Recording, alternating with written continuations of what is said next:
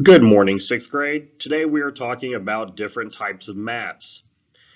There are dozens and dozens of different types of maps showing different types of information. In this slideshow, we're going to look at several different types of maps that you'll use in this classroom. Okay, the first map we are looking at are physical maps. Physical maps show the physical features of an area, including natural landforms, bodies of water, and geographic features such as mountains, rivers, lakes. So let's look a little bit at this map.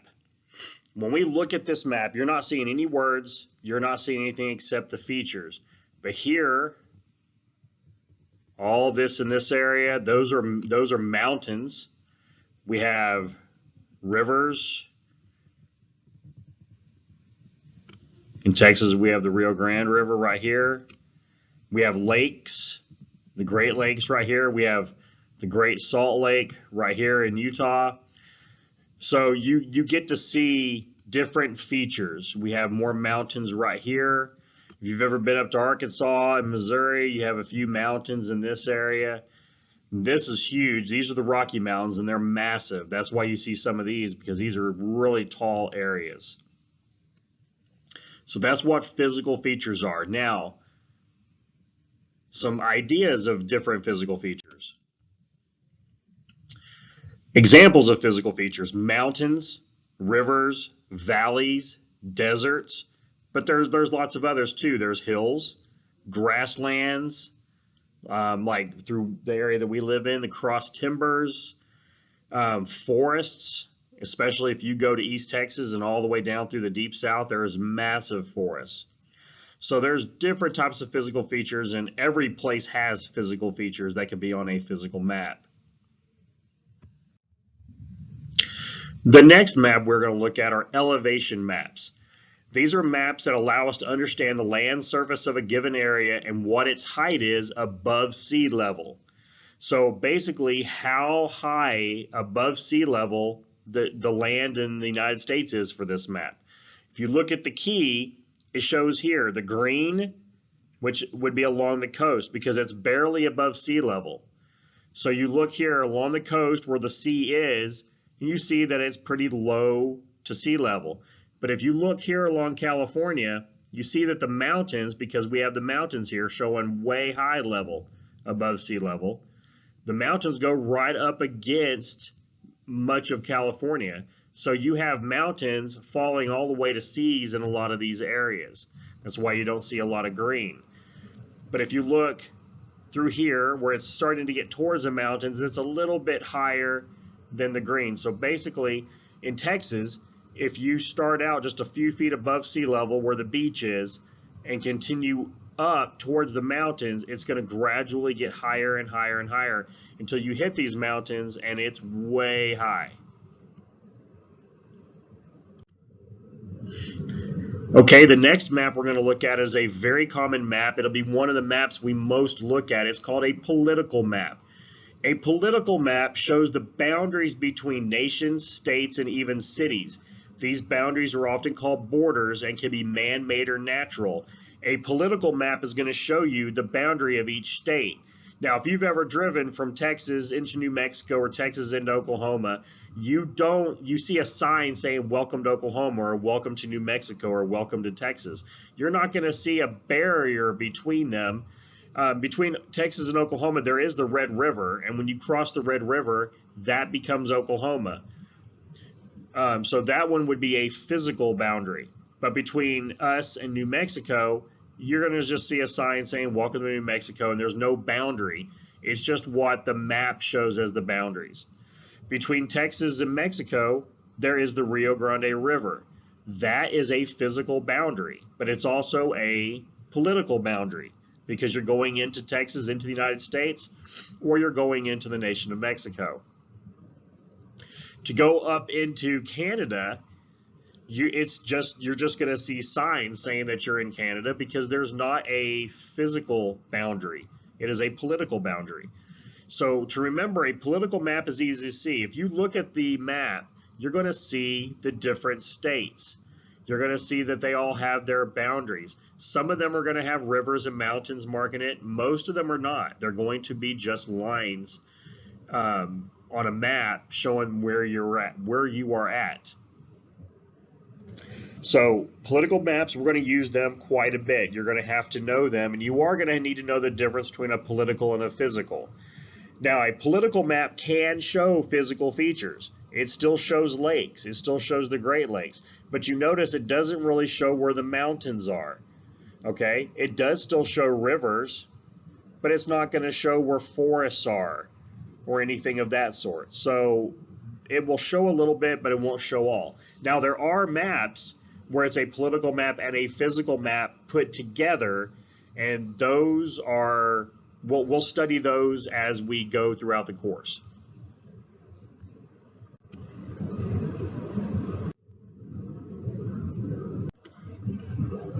Okay, political maps, like I said, they can be man-made boundaries or physical boundaries. So some examples of these. This is a river. It is a physical boundary. So you might have a state on one side and a different state on the other, or even two different countries separated, but they're separated by the river. Right here, you have a swimming pool that has a man-made line. One part of the swimming pool is in California, the other part of the swimming pool is in Nevada. So that's pretty cool, actually. But it shows that it's a man-made boundary. There's not a physical boundary between them. Here is Texarkana, Texas, or Texarkana, Arkansas, depending on what state line, which side of the state line you're on. If you're on this side, you're in Texas. But if you cross the street, you're in Arkansas. That is a man-made boundary.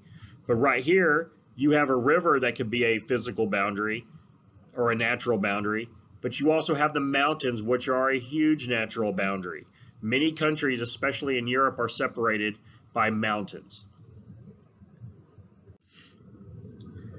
All right, this is another one that becomes very useful for us in our class, is a population map. A map that helps people understand the overall population of a particular area, such as a region, city, or the entire world. Most maps identify the variation of population by color, while some population maps may use symbols such as stars or circles. This map, for instance, shows the different counties throughout the United States, and it gives a color. If it's pure white, it means less than 2 people live per square mile. Those are going to be your areas where there's big mountains or deserts. Not as many people live there. It could also be Alaska, which is right here. It's so white that you almost can't even see it. And that is because it is freezing cold there all the time. And it's also very arid. So not many people live there. Only a couple of counties have more than 2 people living per square mile. If you look here, for instance, where Dallas-Fort Worth is, you see that brick red section there. One side is Fort Worth, one side is Dallas. There's a tremendous amount of people that live there, as you can see on our key. So this shows where people live. Now, you will notice something else. A lot of people live along the West Coast. This is Los Angeles, San Diego, San Francisco, Oakland, Seattle. So you see all these, it's because it's the sea. People live along the sea, and there are great natural harbors. Harbors are places where you can dock ships to conduct trade or to have bases. So there's a tremendous amount of people live along this coast. Same with the coast of Texas and the Gulf Coast through Louisiana, Mississippi, Alabama, and Florida. And then along the East Coast. And then up here you have the giant cities of the United States. You have Philadelphia, Washington, D.C., New York, Boston. These are also cities that have great harbors for shipping and for being able to conduct trade. And it's just where people seem to congregate. Along the Great Lakes, you see people live there. And then you also see people live in areas like us. In Dallas-Fort Worth, we have the Trinity River. Water plays a huge part in where people settle down. You need to have good, clean water, or you need to be along the sea so that you can trade, or travel. So that's what population maps are for. Climate maps. Climate maps are important as well. They sum up the general weather condition of a region, such as how hot or cold it is, humidity, rainfall is a big one, sunshine, cloudiness, winds, all the way throughout the year. I know one that is really big, especially in Texas, is temperature. So you look at temperature. This one, if you look here, it says average annual extreme temperatures minimum, so low temperatures. You notice the farther north you go, the colder it gets. You get up here and it gets freezing cold according to the chart. Look at Alaska. Alaska's way up here. If we were looking at the United States, Alaska's way up in this area, and the Arctic Circle actually passes through Alaska. It is freezing cold there. Remember the population map, we did not see many people living in Alaska, and that part of it is because the weather is almost always cold and it's not hospitable to people living there. If you look at Hawaii, Hawaii is in a tropical area. So even Hawaii's low temperatures are warmer than some places' average warm temperature. So Hawaii is almost always hot. That's why on Christmas you can go out there and wear shorts and a Hawaiian shirt and not worry about it. But if you wore shorts and Hawaiian shirt in Alaska, you're going to get frostbite. So, and you see Texas stays warmer than Montana in some of this area up here. And we're able to tell that by looking at this climate map. We are going to look at climate maps for other areas as well as we go throughout the year. All right, another one that is really big and we're going to use quite a bit of is resource maps. A resource map or a product map shows major natural resources such as agricultural, industrial, and things like oil, coal, gold, copper. This map, for instance, is a pretty basic map. It doesn't show a lot of what goes on in the areas. It just shows basics. So, for instance, oil. You see Texas has oil derricks. If you look over here, it shows that we have oil in Texas as a product. Now, some other things that we could show, maybe they would have a cotton plant in the east because we grow cotton. It might have cow heads all through here because we raise a lot of cattle in Texas. It could be horses. It could be sheep. We have fish off the coast. We can also have shrimp because we do a lot of shrimping in Texas. If you go up here, you see where the big forests are in the Pacific Northwest. They do trees. The trees show that they have big forests, so they can make paper products, things that we need made out of paper or wood. You have the coal areas, which right by the mountains. Over here in the Appalachians, you have a lot of places that produce coal or have coal mines. So you're able to look at the map key and say, okay, if I'm looking for places in the United States that produce oil, I would look anywhere there's oil derricks, and those are oil producing areas in the country of the United States. You look at Hawaii. Hawaii doesn't have a lot of natural resources according to this, but it does have fish because it is in the middle of the ocean, so they do a lot of fishing. You look at Alaska. Alaska has gold, forest, fishing, and oil. So these resource maps are really good for showing you what the resources of a certain area are. And the more resources, the lower the temperatures or the middle of temperatures, not too hot, not too cold, the presence of water. All of these might show on a population map that we have a lot of people living there, working in these industries, and able to live comfortably because they're not either too hot or too cold.